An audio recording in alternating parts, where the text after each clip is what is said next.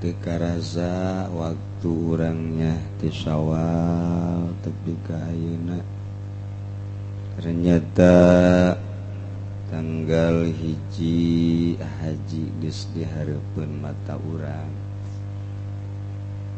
Memang ieu mah bener-bener cepet ku Allah dicepetkeun perputaran matahari jeung bulanna sehingga teu karasa.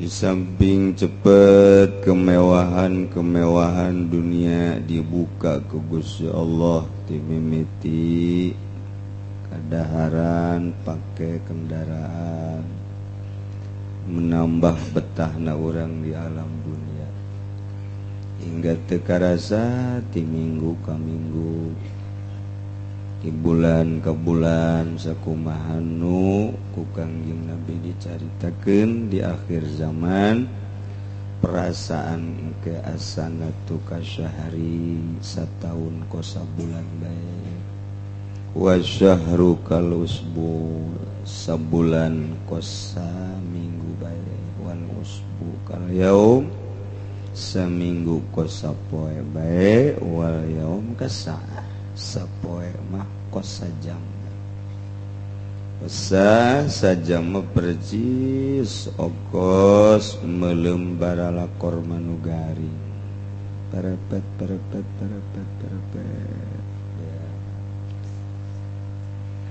nuku urang dibacakeun Fatihah unggal minggu ge ahli-ahli majlis urang nu biasa babarengan teu karasa boa nu diuk di dieu minggu hareup aya nu hajuh teu bisa milu di dieu nyan wallahu alam boa nu kolot boa nu ngora ai nu pantes nama nu kolot pantes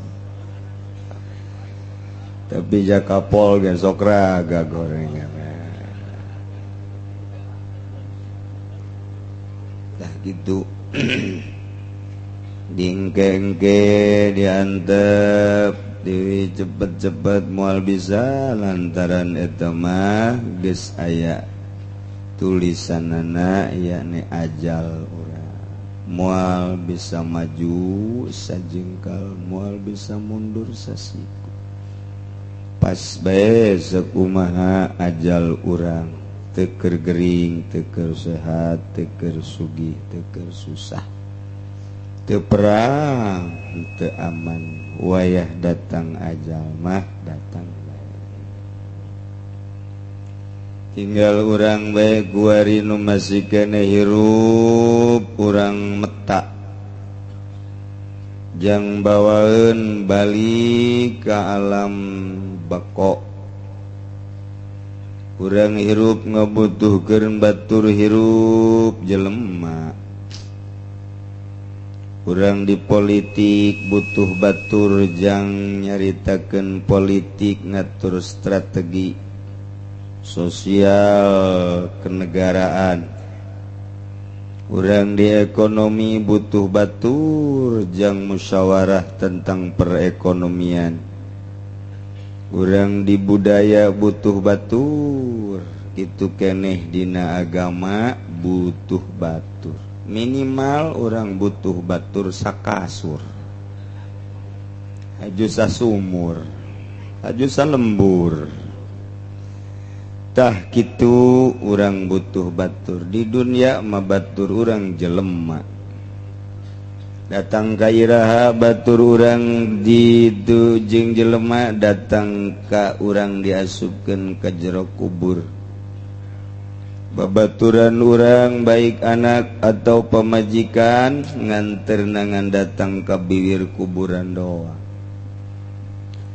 teu saha di mana urang geus di pasangan padu haju dikorolak-korolak taneuh kadenge ku ceuli urang batur urang sakumaha deudeuh jeung nyaahna ka urang balik ka imah masing-masing urang ditinggalkeun semet dinya babaturan di dunia semet dinya babaturan di dunia urang di jero kubur ge ngabutuhkeun babaturan lantaran keungna pohara jasa. Bakal aya babaturan di jero kubur urang aya saha cak Kangjeng Nabi yasbaul mayit salasah ahluhu wa maluhu wa amaluhu nu dua balik ahlu jeung malna balik deui ka imahna masing-masing nu bakal jadi batur urang setia terus datang ka digiring ka mahsyar datang ka ditimbang Gusti Mizan ke datang ka nyebrang di jembatan Shiratal Mustaqim batur urang teh amal urang batur urang ti mimiti sup ka jero kubur nu sajen balik amal urang mamilu amal urang salat amal urang puasa amal urang ngaji nah kuari urang ngaji diu pegel hareuda makin pegel makin bagus tateh makin hareudang makin ganteng ke bakal mun nundutan jore babaturan urang jore saya gede jero kubur kusut wau bae saha ieu batur ente batur di mana aya teh ngaji ka Cilongok teh nu diukna di juru bari ngarokok teh pan jore amat atuh panundutan tah ieu kunaon atuh sia nundutan sebeh teuing uduk tah gitulah engke urang bakal boga batur amal-amal urang siapkeun jang nu ngabaturan urang besi engke urang hayang boga batur anu ganteng nu nenangkeun kapikiran urang geura siapkeun ti kuari urang hudang ti kubur jol nu ganteng tur sengit urang bakal nanya saha ieu ente ulah gandeng ye sobat ente waktu di dunia jasana di Cikupa mah nu kasep kieu eueuh aya ge Haji Uding lah Cikupa mah lah sapira Haji Uding cek janat oh ieu mah batur ente aya hudang ti peuting teh oh nongton bola teh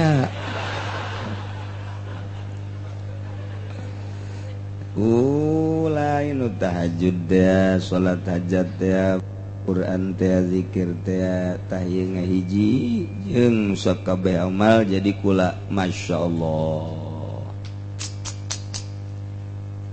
tenang cek mana sakedeung deui bakal aya malaikat munkar nakir nanya ulah gimbir ulah sieun ke kula nu ngajawabna ente mah tenang bae masyaallah ngeunaheun ya tapi lamun urang amalna teu bagus nyapoek jol jelema keur mah hideung jangkung gede bau luar biasa alah urang hudang gitu hudangnya urang oh ieu kubur aya ente sae sudah sok saha-saha batur ente nu terus bakal ngabaturan kok ditu ka mahsyar macem-macem bae emang saha atuh batur ente keur di dunia teh ya kuna kula momal pisah terus emang saha eta ngadokotok teh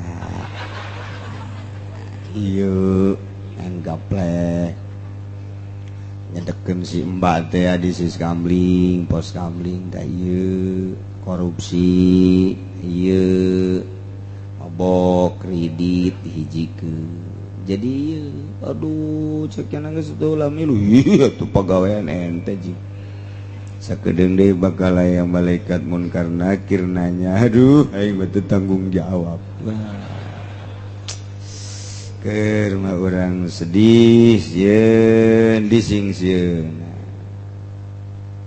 terus amal urang eta bakal jadi batur urang siapkeun mumpung urang kuari hirup keneh nyieun batur jang jaga ketika urang asup ka alam barzakh lantaran eueuh deui nu ngabaturan urang babajikan urang ngomong-ngomong cinta sejati setia sehidup semati ja bohong urang geus ngagoler di kuburan sugandaekeun ngabaturan urang embung sehidup doang lain semati bohong gombal tembakos gitu eueuh ti dituna nyah tah nemantak siapkeun ti kuari naon atuh ieu amal nuku urang dilakukeun jang batur urang atuh sapopoe maka wajiban salat nu 5 waktu setahun sekali engke puasa di bulan Ramadan mun geus nisab harta zakat lain urang teh nu Allah dititipkeun ka urang titah ibadah melalui zakat. Mun urang datang ke Ramadan aya zakat fitrah mun urang nisab zakat fitrah zakat mal nisab keneh munggah haji sajabat eta amal-amal sunnah anu sangat berfaedah nu fadilah nu gede jasa di antara nuku urang deuk dihareupan ialah bulan haji. Iraha tanggal hijina kiai bulan haji teh tanggal hijina nurutkeun ceuk hisab qat'i Sulamun Nairen jatuh ijtima pada malam Salasa. Malam Salasa 6,9 hampir 7 darjah. Jadi berarti teu dianggap lantaran ba'dal gurub geus nu dianggapna poe rebona. Poe rebo magribna eta bulan gede lantaran aya 10,9 hampir 11 darjah.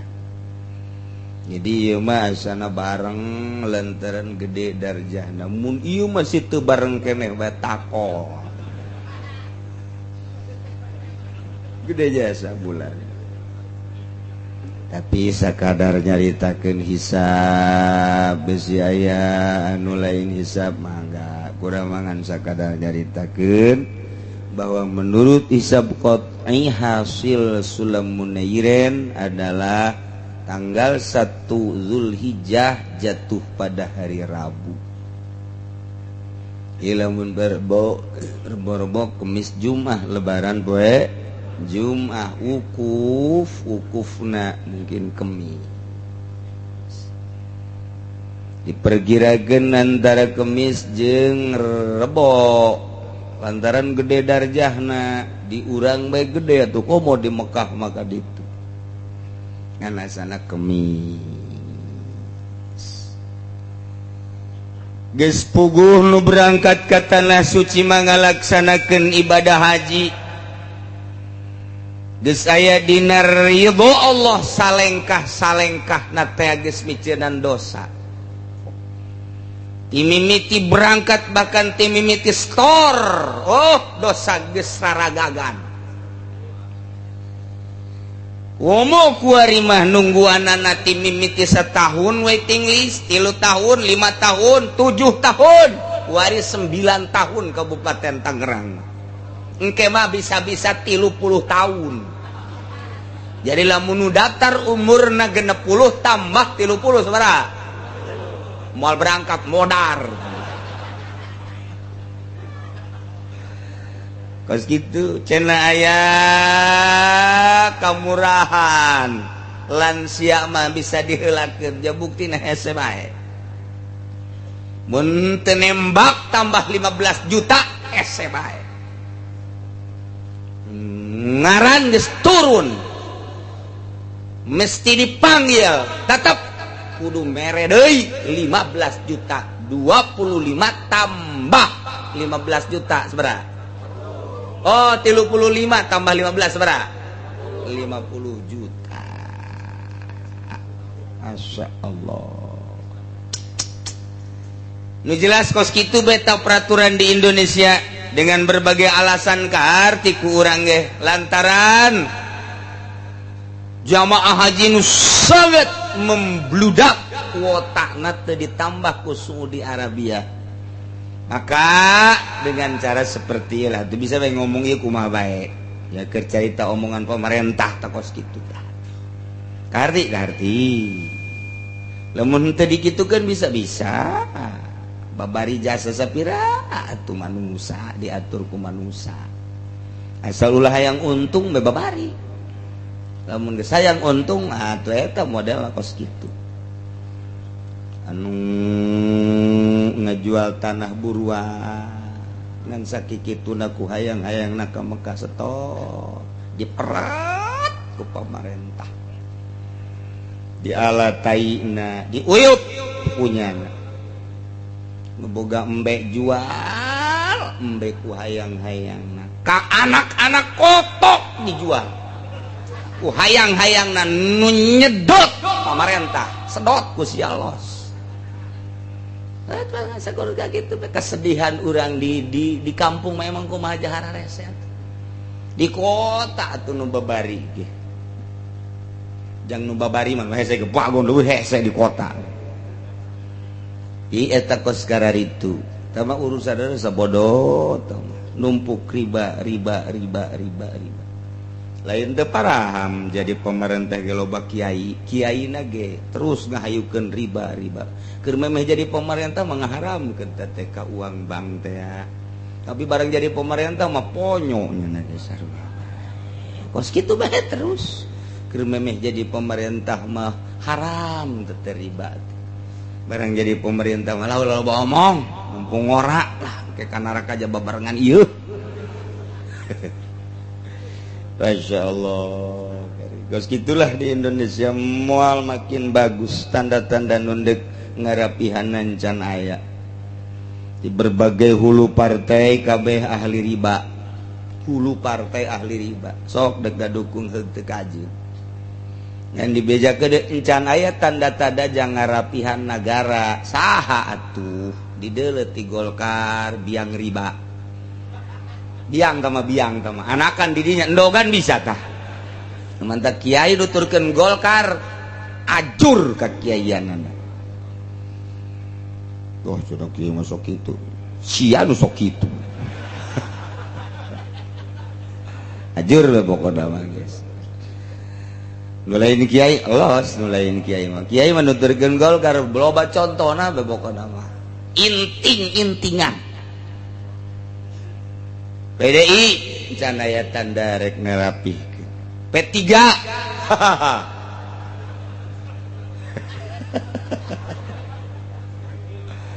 jeung nu sajen-sajenna jadi ieu makin ka dituna makin jero kiai nu tampil can aya di Ibu Pertiwi urang nu bangun deuk ngabener-bener ngarapih-rapih larut jeung maranehan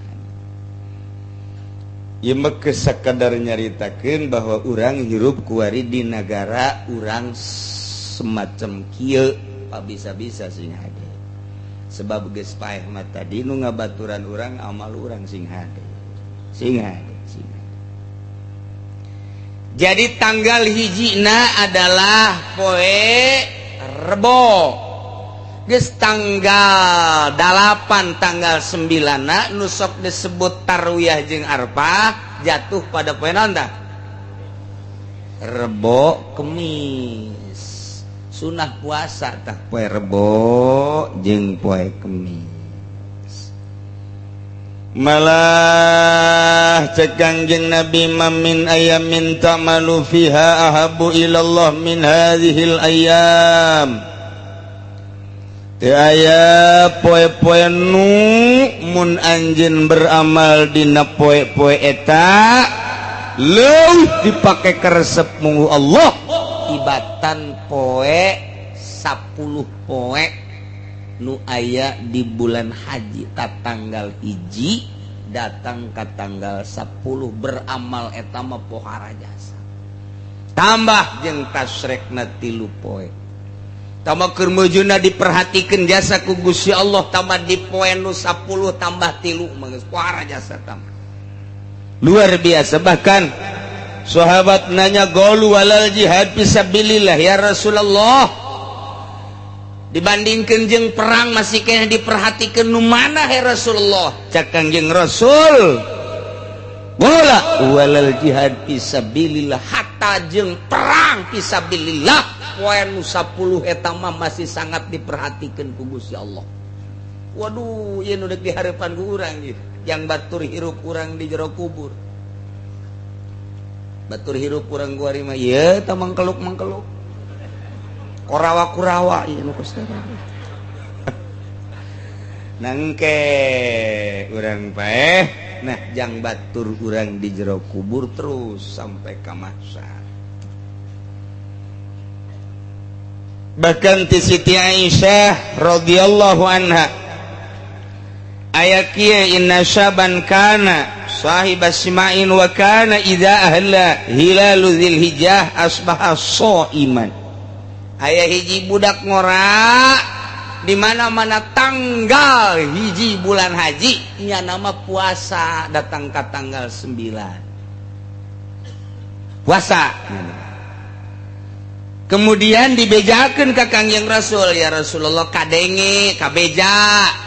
Kangjeng Rasul teh jadi apaleun bahwa budak ngora eta teh sok puasa ti tanggal hiji datang ka tanggal 9. Padaahu digerokeun ku Kangjeng Rasul, hei budak ngora ka dieu. Aya naon ya Rasulullah? Mayah miluka ala siyami hadhil ayam. Naon nu ngadorong puasa ka anjeun dina tanggal hiji sampai tanggal 9 naon coba ayo. Cek budak ngora bi abi wa ummi anta mufdaya Rasulullah. Bahasa sopan teh bahasa Arab. Kalawan bapa abdi jeung emak abdi Gusti mufda tertebus ya Rasulullah. Ye abdi nu mantak puasa innaha ayyamul masyair wa ayyamul hajj. Tanggal hiji datang ke tanggal 9 teh eta teh syiar Islam be luar biasa di Mekah mah. Ayyamul hajj teh luar biasa di Mekah mah. Guayana sakitu batur mah di Mekah atuh pohara jasa ngadoa geus teu ngadoa geus dihampura ai abdi mah pandi lembur ieu mah sakieu be asallahu ayyushikani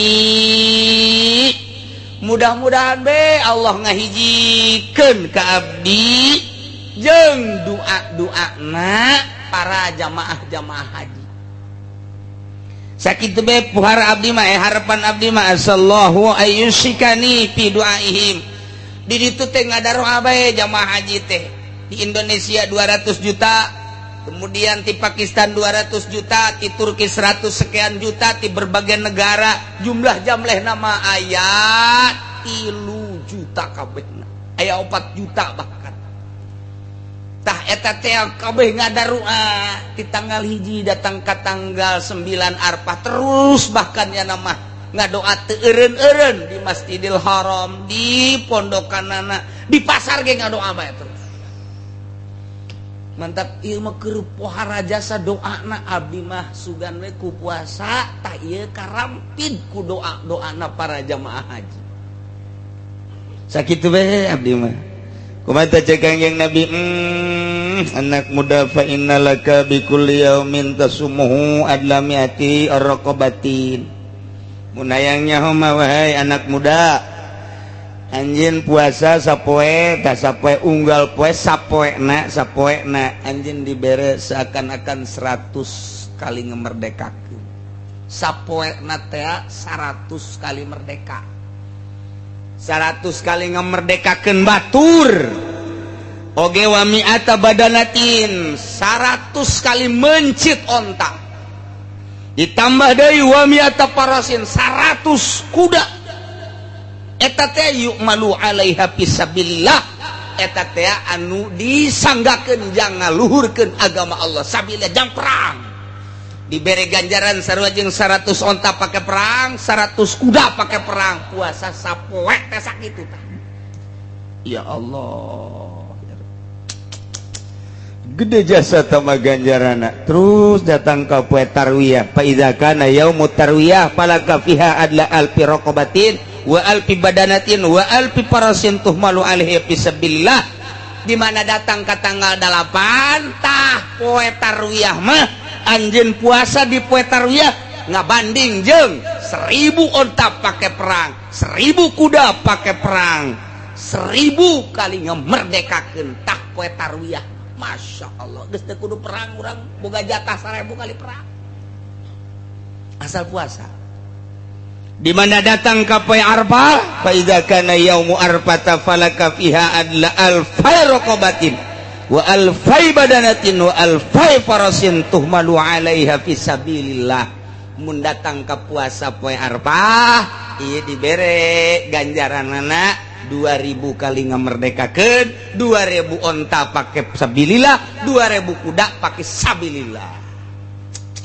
Ya Allah ya Rabbi, urang tinggal ngalaksanakeunana doang ti poe Rebo datang ka poe Kemis. Tah ieu teh jang jelema anu bodoh nu kus kieu teh. Jang TK. Kelas TK mapan endek sakola ge kudu dimomoy. Ngadahar obat ge kudu dibere obat anu amis. Hayangna ge nu aya untian bae papais. Nu geus jaheun aya untian karak daek eta kos kitu potongan TK. Tah urang ge ieu teh tadi macan aya rencana ieu puasa barang ngadenge ganjaranna gede siap puasa eta TK tah eta TK. Nu kos kitu TK. Deres TK ge. Aya nu ngageuing-geuing. Geus urang ku aya ngaji jadinya mulai di jero hate rindu amat. Jika poe Rebo dek naon puasa emang kunaon gitu resep HS na doang.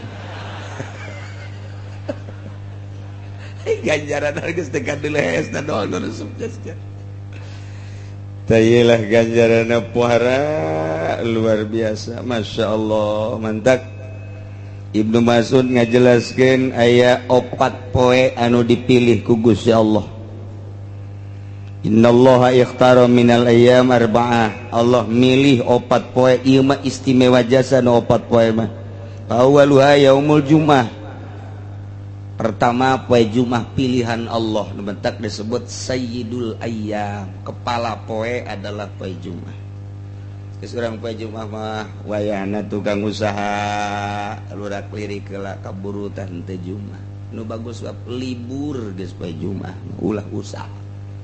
Keuntungan dunia sabara duit poe Jumat, tapi keuntungan akhirat mun diuk di masjid jadi ngegoloncong ka sorga coba. Di dunia paling hebat melimio lah keuntungan poe Jumat, tapi cicing di masjid ti jam 8 datang ka Jumat, waduh eta ngemplong lawang-lawang sorga. Mun urang lamun urang dideuleukeun mah mata hate urang tadinya moal daek, urang usaha moal daek. Moal daek. Namun urang sibuk di ladang poe Jumat mah liburkeun deuleu ku urang kautamaan jeung kaagungan poe Jumat. Ieu nomor kahiji lantaran di poe Jumat mah fiha sa'atun la yuwafiquha 'abdun muslimun yas'alullah ta'ala. Di jero poe Jumat aya hiji jam anu teu pati-pati ngakuran seseorang kana jam eta. Mun menta dina jam eta sayan naon bae min amri dunya wal akhirah, baik urusan dunia maupun urusan akhirat, illa a'tahu iyau, kecuali Allah mere. Untuk poe Jumat mah persiapkeun mimiti poe Jumat mah maca surat Kahfi 3 balik. Bada subuh teh surat Kahfi, alhamdulillah bismillahirrahmanirrahim alhamdulillahilladzi anzala ala 'abdihil kitab wa lam yaj'al lahu 'iwaja qayyimal. Terus eta nangis 3 balik beres eta Yasin 3 balik poe Jumat tah pagawean poe Jumat beres eta maca Tabarok sabalik, terus Waqiah sabalik, Ar-Rahman sabalik, kabelah dituna engke maca Ti'amma yatasaalun datang ka Qul a'udzu birabbin nas. Ulah disargauh pagawean poe Jumat teh endang ngarokok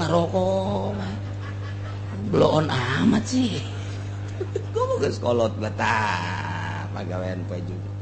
Ese kepentingan-kepentingan nu kira-kira bangsa teu pati penting mah disieukkeun bae. Assalamualaikum, waalaikumsalam sia.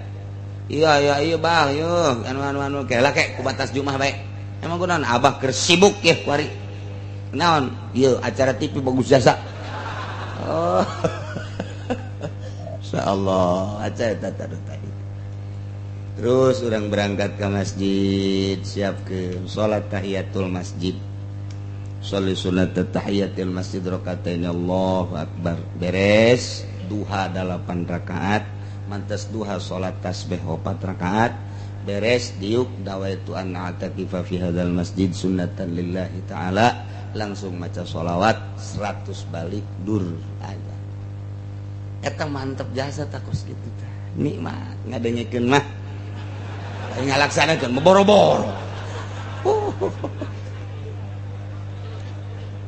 atuh teu kitu ge setengah-setengah kitu henteu kos kitu jasa-jasa saparapat kos kitu ulah ieu mah ngalaud kemana pak tinggalin ya sana emang jam 12:05 aduh keberangan ya bapak ya wah geus dijalankan Allahu akbar alhamdulillah sajana kaburu kena tolol teh kita alhamdulillah batur geus maca shalawat sabaraha geus baca Quran sabaraha kauntungannya di pasar sabaraha duit tetep Jumat teh dibandingkeun jeung nu diuk bae sorga nu jelas-jelas ya Allah Jumat teh kula mah palingan doang sing hararade moal kebel urang hirup di dunia mumpung urang kapanggih jeung poe Jumat persiapkeun nomor kedua yaumu arfah pilihan tamah di mana-mana aya poe arfah yubahillahu ta'ala malaikatahu Allah bangga luar biasa terhadap malaikat wahai malaikat cek Gusti Allah ya malaikati unzuru ila ibadi ja'u dolo ku anjeun wahai para malaikat hamba-hamba kaula nu dararatang ti berbagai negara ti penjuru dunia tuh dolo tuh urang tereup tuh urang Kendal dolo tuh ku sia tuh urang Cikupa tuh tatangga Sarwiti aya dolo tuh urang Sepatan ti berbagai cek malaikat mah beungeut apa nderep amat emang kitu berbagai negara datang nu hideung nu koneng nu putih nu pendek nu petot dararatang kabeh susan wa gubrun ruagerwi kuleho lantaran make pakaian ngenduah lai eueuh nyisiran eueuh make sesengitan teu meunang make sesengitan ruagerwi tah eta teh semata-mata nu di deuleu aing doang wahai malaikat banggaeun jasa Gusti Allah manusia ti berbagai negara nyahoeun Gusti Allah tuh di Indonesia nu jang tahun hareup ya tuh deuleu tuh keur dipersulit ku pamarentah tuh dideuleukeun ku Gusti Allah tuh aya nu sugak-sogok sagala tuh deuleu tuh masyarakat mah hayang ke mah ka pamarentahna blon ke kuaing disunamikeun da cak Gusti Allah kadeuleu unggal negara banggaeun Allah lantaran eueuh nu dimaksud iwati hayang ridho Allah subhanahu wa ta'ala cek Gusti Allah wahai malaikat wabeh jamaah nu dararatang ka dieu eueuh deui iwati hayang pangampura kaula nah dengekeun ku anjeun wahai para malaikat isyhadu anni ghafartu lahum kaula geus ngahampura ka jelema-jelema nu daratang ka Mekah. Waduh tamang geus indah jasa manta kurang doakeun dulur-dulur urang, tetangga-tetangga urang, kawauh-kawauh urang nu keur berangkat menunaikan ibadah haji. Mudah-mudahan aya dina tangtayunan Gusti Allah Subhanahu wa taala. Aya dina sehat walafiat jag-jag waringkas bisa ngalaksanakeun ibadah hajina sakumaha mistina bisa baralik deui ka daerah masing-masing kalawan salamat mawa haji anu makbul haji anu mabrur amin ya rabbal alamin. Nomor katilu yaumun hari poe lebaran haji. Nah iyalah engke aya kurban qarrabal abdu kurbanah engke bisa ngalaksanakeun kurban mulai ti poe lebaran datang kata srek fa awwalu qatratin qatarat minal kurban ta ieu adalah takunu kafaratan likulli dzambin amilau begitu geresel kadeleuna mah getih nu netes kana taneuh satetes na eta adalah ngajadikeun kafarat bagi nu kurban. Wah geus indah jasa teu bisa korban dilaksanakeun di luar bulan haji. Tak istimewa jasa ta korban.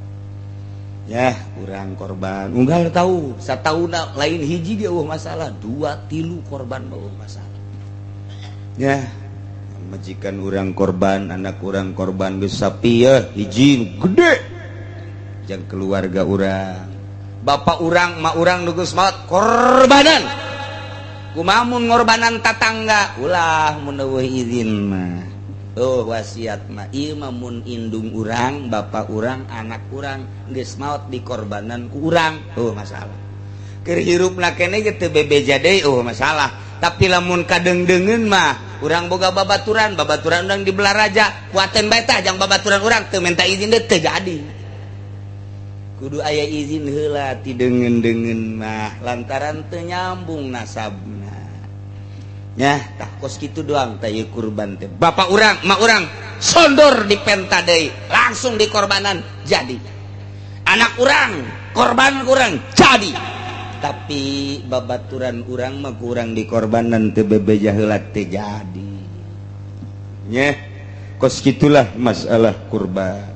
Nomor kaopat ieu adalah yaumul fitri tah 4 poe eta mah luar biasa poe Jumat poe Arfah anu mantak batur mah poe Arfah kitu keur wukuf urang mah di dieu puasa geus urang ngalaksanakeun puasa mulai ulah loba-loba imangan 9 poe doang ti poe Rebo datang ka poe Kemis cenah ku lama teu kuat lantaran kiai pan digawe di pabrik lamun teu kuat 9 poe 7 bae.